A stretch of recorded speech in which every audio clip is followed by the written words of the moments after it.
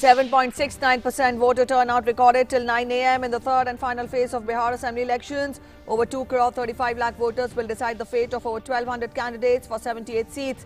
Polling for by-election for Valmiki Nagar parliamentary constituency taking place simultaneously. Polling for by-elections to 4 assembly constituencies in Manipur also taking place.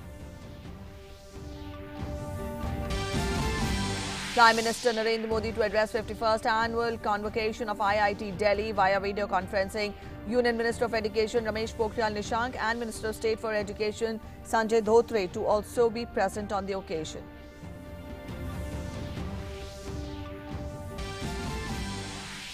President Ramnath Kovind administers oath to the newly appointed Chief Information Commissioner Yashwardhan Kumar Sinha. He is former Indian Foreign Service officer and earlier served as Information Commissioner in the Central Information Commission.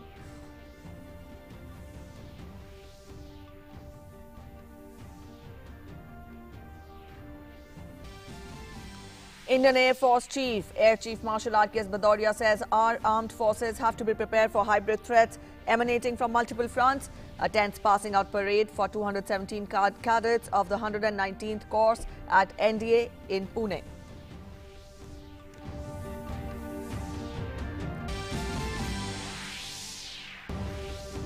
Historic decision to implement One Rack One pension scheme completes 5 years. Government disburses over 42,740 crore rupees to 20.6 lakh defence forces, pensioners and family pensioners under this scheme in the last 5 years. ISRO to launch its latest Earth observation satellite EOS-01. Today, 9 international customer spacecraft on board its PSLV C-49 rocket.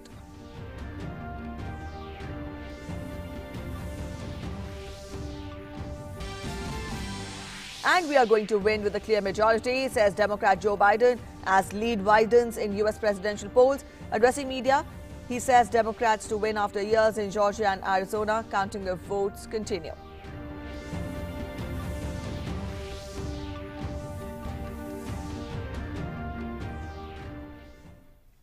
Good morning, you're watching DD News and I'm Preeti presenting the bulletin this Saturday morning. In the next half an hour, we'll get to account of everything that is making it to the headlines. First, we get you updates from poll-bound state of Bihar.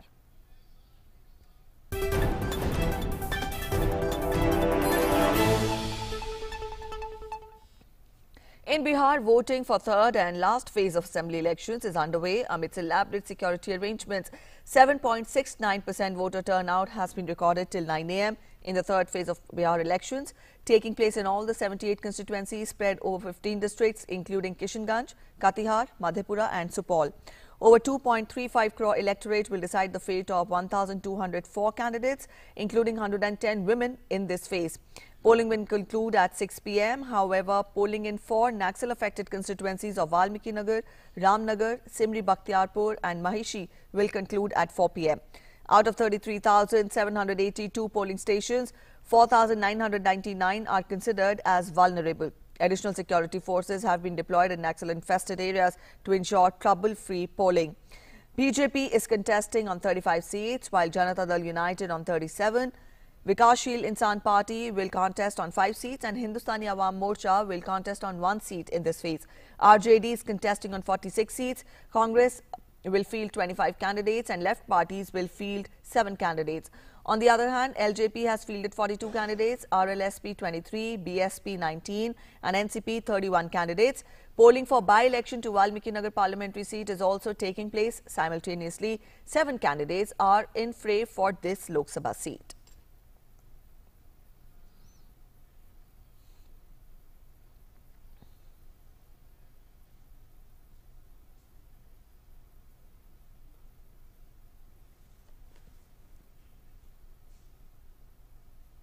And joining us with more is Salman Haider from Patna. Salman, we tell our viewers that 7.69% of voter turnout was recorded till 9 a.m. You're there in Patna. Very quickly, let us know how is the day progressing when we talk of the voter turnout in the third phase of elections. Of course, Preeti, as the day progresses, the voter turnout is bound to increase because in the morning there was dew and foggy situation there, foggy weather was there. But as the day is progressing, the voter turnout is increasing, and the female voter turnout is more.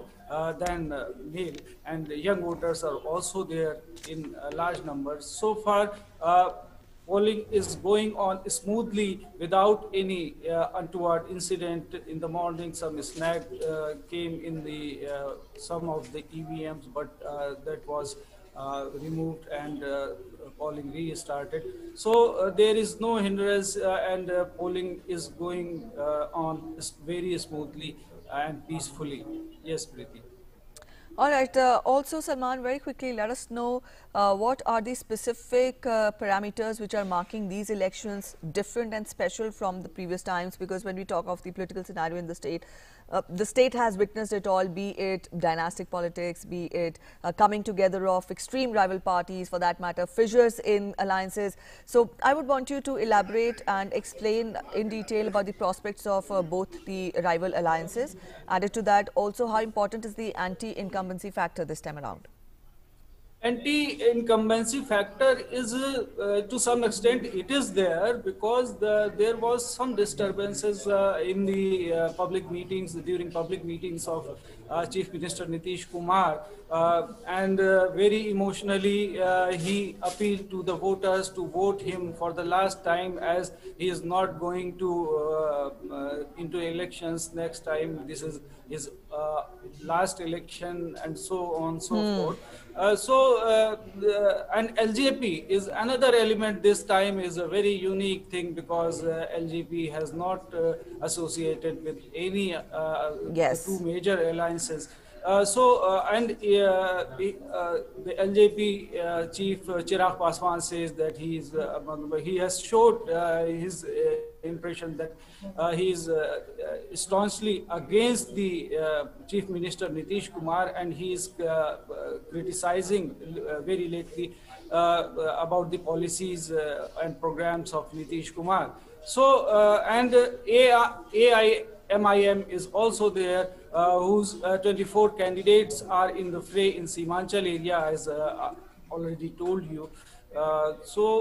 These are the things, and Mahagathbandhan and NDA are at most of the places are fighting with each other. In most of the seats, election is has become triangular. So because there is third element is also there, some at some places in Simanchal, AIMIM is also bound to cut into the votes of RJD alliance, I mean Mahagathbandhan alliance, while the JDU has a strong hold in some seats, and BJP also had gained 20 seats during last elections in these 78 seats. So the situation is not very clear. As you can say, there is no crystal clear things as to whom the public would vote this time. There are many alliances, counter alliances, and factions and fissures, as you were telling. So these are things. Let us see what happens on 10th, when the EVM will open and counting starts. All right, let's see what the day holds on for the election parties on the 7th, when the voter turnout will be, when the results of this polling will be out. Also, Salman, I would want you to elaborate how important is the first-time voter this time around in the state. Election Commission has worked hard. They have appointed icons even for PWDs. They have worked hard so that they would come out and vote. Over 2 lakh ballot papers have been distributed at their residences for such people like senior citizens and PWDs, and also young voters has been motivated to come out and vote. And many campaign like cycle rallies, rangolis, and Mehndi Lagao Pratiyogita and all that have been done. So the Election Commission is out to motivate the voters, but if we take past two elections, 2 phases of elections experience, it was never 56, above 56%. So we hope that slightly it will increase this time. By the evening, the voter turnout would increase manifold. So, All right, so yes. yes. All right, Salman. So let's see how the day ahead also pans out, and also the days ahead pan out when we talk of people sealing the electoral fate of the contestants there. Thank you so much, Salman, for joining us. And up next, very quickly, Salman told us how important the first-time voters are for the state. And up next, we'll get in some reactions from first-time voters from Saharsa in Bihar. Let's listen in. सोचे थे यही कि विकास हो हम लोग का, मतलब जैसे कीचड़ है, गंदगी, जल जमा रहता है और क्या कहता है, सड़क नहीं है ठीक से बना, इसी के कारण हम लोग निकल के आए। हम चाहते हैं कि स्कूल बने और सड़क और खराब है वो सब भी बन जाए और गंदी कचरे और वो सब साफ हो जाए। पहली बार हम लोग वोट दे रहे इसीलिए कि ताकि सारा जगह अच्छी हो जाए और स्वस्थ हो जाए, मतलब बहुत सुंदर हो जाए हर जगह। फर्स्ट बार हम अपना वोटर गिराने आए हैं। कोई चीज़ का मतलब विकास करना चाहते हैं, जो हम लोग का विकास हो जाना चाहिए। बाढ़ पीड़ित के कारण से हम लोग ये बहुत तबाह हैं और हम लोग चाहते हैं कि ये समस्या बहुत जल्द ही हट जाए। And by-elections are underway in 4 constituencies in Manipur amidst adequate arrangements which are being put in place keeping in mind the COVID-19 pandemic. Polling percentage for Manipur by polls were recorded at 19.14% at 9 a.m. The 4 constituencies which are going for by-polls are Setu, Lilong, Wangjing, Tenta and Wangui. Also polling has begun at 7 a.m. and will conclude at 5 p.m. Prime Minister Narendra Modi will address the 51st annual convocation ceremony through video conferencing of IIT Delhi today. Union Minister for Education Ramesh Pokhriyal Nishank and Minister of State for Education Sanjay Dhotre will also be present on the occasion. In a tweet, Prime Minister said, and I quote him, "Looking forward to address the annual convocation of IIT Delhi. Congratulations to all the graduating students and their parents, teachers as well as the support staff on this momentous occasion. India is proud of IIT Delhi's rich contribution to our nation." Also at the 51st convocation, degrees will be conferred on 2019 graduating students. IIT Delhi will also felicitate its esteemed alumni with Alumni Awards 2020. The institute will award President's Gold Medal, Director's Gold Medal, Dr. Shankar Dayal Sharma Gold Medal, Perfect 10 Gold Medals and Institute Silver Medals to the graduating students at the convocation. Enabling virtual and interactive learning for driving youth advancement will be launched by the Union Education Minister Ramesh Pokhriyal Nishank. Under this initiative, online certificate programs will be offered by IIT Delhi in different domains of engineering, technology, science, humanities and management for Indian as well as international participants. Now, this initiative will cater to the needs of industry, society and individual participants as well. President Ramnath Kovind today administered the oath to newly appointed Chief Information Commissioner Yashwardhan Kumar Sinha. Prime Minister Narendra Modi along with senior officials of the government were present on the occasion. Born on 4th October 1958, Yashwardhan Kumar Sinha has served as India's High Commissioner in the United Kingdom and Sri Lanka, and he was also a former Indian Foreign Service officer and was appointed as Information Commissioner in the Central Information Commission on 1st of January 2019. The National Defence Academy held the passing out parade for 217 cadets of the 139th course at National Defence Academy in Pune today. Indian Air Force Chief Air Chief Marshal R.K.S. Bhadauria reviewed the parade of the 217 passing out cadets, which included 49 cadets in the science stream, 113 cadets in computer science stream and 55 cadets in arts stream. 12 cadets from friendly foreign countries were also awarded degrees. The 4th batch of BTech course, comprising of 45 naval cadets and 35 Air Force cadets, also received course completion certificates. They will continue the 4th year of their BTech curriculum at their respective service academies. Now, the cadets received their degrees from Jawaharlal Nehru University at the Convocation in National Defence Academy, Khadakwasla, Pune. Addressing the event, Air Chief Marshal Bhadoria said that our armed forces have to be prepared for hybrid threats emanating from multiple fronts. Encouraging the new pass-outs, he urged them to show dedication, knowledge, commitment, leadership, sacrifice at all levels, at all times.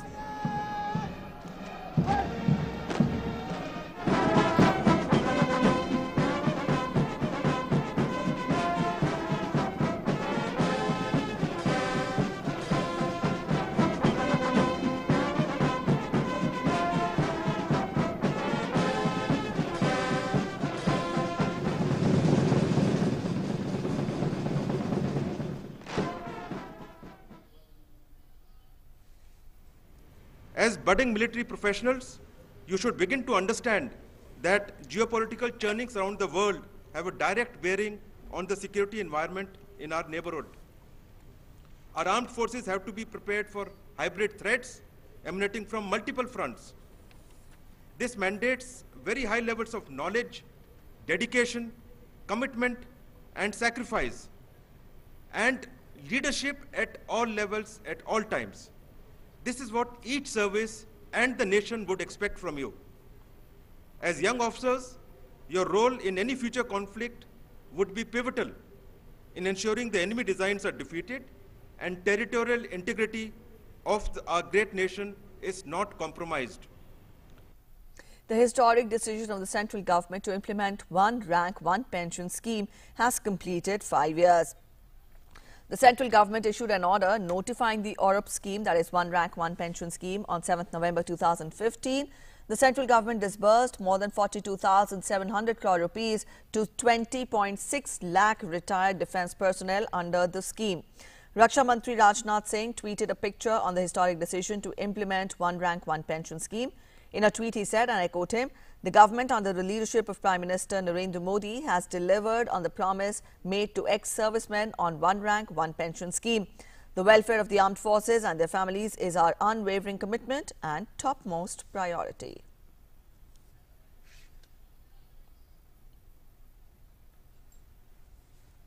And Prime Minister Modi also tweeted, and I quote him, "Today, 5 years ago, India took a historic step towards ensuring the well-being of our great soldiers who courageously protect our nations. 5 years of one rank, one pension, it is a momentous occasion.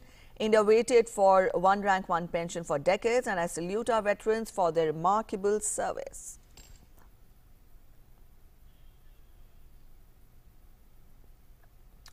The Indian Space Research Organization ISRO will launch Earth Observation Satellite, that is EOS-01, along with 9 international customer satellites on board launch vehicle PSLV C-49 today. Now, this is the first launch by the space agency since COVID-19 induced lockdown came into force in March. At least 10 space missions being prepared for launch this year have been disturbed due to the lockdown. The launch is scheduled at 3 p.m. today, and this will be the 51st mission of ISRO's workhorse, PSLV. The satellite is an advanced Earth observation satellite intended for applications in agriculture, forestry and disaster management support. The customer satellites are being launched under commercial agreement with New Space India Limited and other countries. A quick update on the COVID-19 situation from across the country now. India has leaped across a significant milestone in its fight against COVID-19. With recovery of more than 78.19 lakh people so far, the national recovery rate has reached 92.41%. 78,19,886 patients have recovered across the country so far. 53,920 people have recovered and were discharged in the last 24 hours. With high number of COVID patients recovering every day, along with a steadily falling and sustained low mortality rate, India's trend of registering decreasing active cases continues. The active caseload of the country has further fallen below 6.11%. The total positive cases in the country stands at 5,16,632. The Health Ministry said that the fatality rate stands at 1.48%.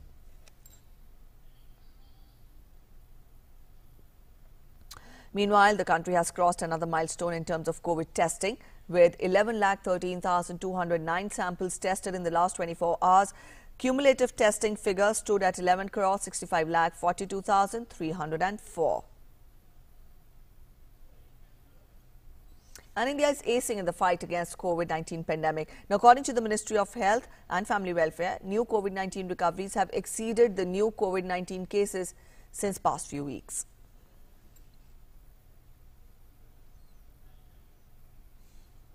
The Ministry of External Affairs organized a briefing session on COVID-19 related issues for diplomatic missions and international organizations in New Delhi on Friday. More than 190 heads of diplomatic missions and international organizations representatives participated in the briefing. Since March 2020, India has proactively engaged with its partner countries in the joint fight against COVID-19 by supplying medicines, diagnostic kits and medical equipment, as well as by organizing online training programs for testing and case management. As vaccine development program progressed, India organized training programs on clinical trials for neighboring countries in which nearly 90 experts from 8 countries participated. India stands ready to expand these cooperation programs with the neighboring countries and also other interested countries. The Friday briefing was attended by various dignitaries, including Health Secretary Rajesh Bhushan and Foreign Secretary Harshvardhan Shringla also attended the briefing. MEA will be organizing a tour of heads of diplomatic missions and international organizations to Pune. The heads will visit the institutions engaged in COVID-19 related research and vaccine development programs.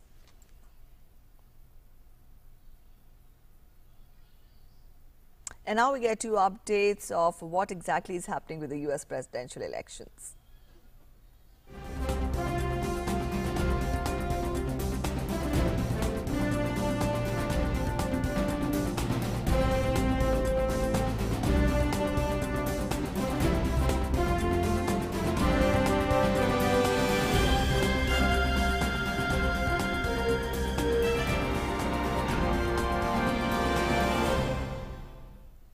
And we are going to win with a clear majority, says Democrat Joe Biden, as lead widens in the U.S. presidential polls. While addressing media, Biden says that Democrats will win after years in Georgia and Arizona.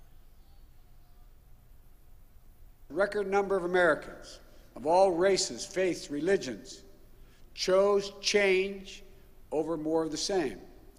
They've given us a mandate for action on COVID, the economy, climate change, systemic racism. They made it clear they want the country to come together, not continue to pull apart. The people spoke, more than 74 million Americans, and they spoke loudly for our ticket. But while we're waiting for the final results, I want people to know we're not waiting to get the work done.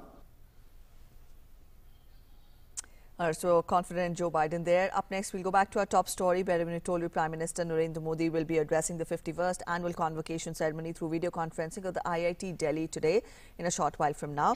And also Union Minister for Education Ramesh Pokhriyal Nishank and Minister of State for Education will also be present. Sanjay Dhotre will also be present. We go across to our correspondent Arun Sharma for this. Arun, spell out more details. We tell our viewers that today the Prime Minister will be addressing the 51st convocation ceremony through video conferencing of IIT Delhi. In a tweet also, the Prime Minister had appreciated the contribution of IIT Delhi towards nation's progress. I would want you to spell out more on that. Good morning, Preeti, and it's an important day for the IIT Delhi as well. Now, earlier we have seen that Prime Minister Narendra Modi did attend the convocation ceremony of IIT Guwahati as well.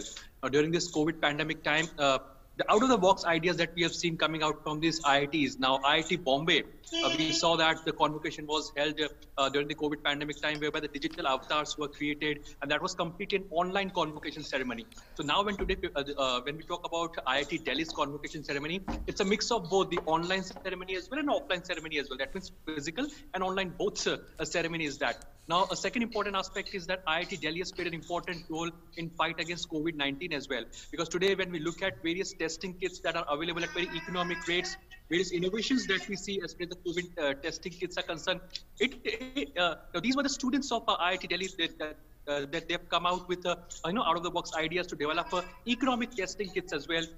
So IIT Delhi and primarily IITs of our country have played an important role in that aspect. Now, recently, only in a short while back from now, we have seen that Education Minister Ramesh Pokhriyal Nishank also said that they'll be coming out with the National Research Foundation under the National Education Policy. That's a big statement coming in from Education Minister Dr. Ramesh Pokhriyal Nishank. So that means the focus of the government is that more research should be inculcated, as far as more research and innovation institutions and primary foundations should be created, so that the students get an opportunity for going forward as far as research is concerned. So we know this fact that the National Education Policy was launched by the government recently. Now under this only a subset of National Research Foundation will also be created that will completely will be having an emphasis on the research in our country. As we know this fact that IITs are known for innovations. Until 2014, there were only close to 13 to 14 IITs in our country. But gradually, the focus of the government is on opening up of more IITs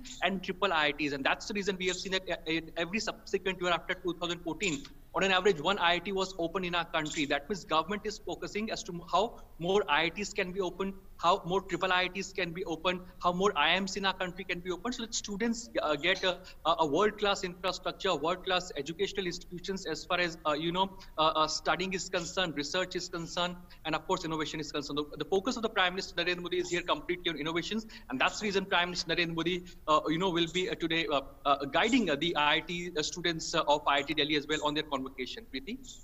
All right, Arun, I would also want you to elaborate more on the role IITs have played during the COVID times. When we began our fight against COVID-19, then there was shortage of PPE kits, there was shortage of masks, and eventually when the nation picked on it through various means, production was witnessed on a rise. At the same time, IITs also played an important role during COVID-19 pandemic, and specifically talking of IIT Delhi, then there was production of masks also as well. So how important has been their role during this COVID-19 pandemic?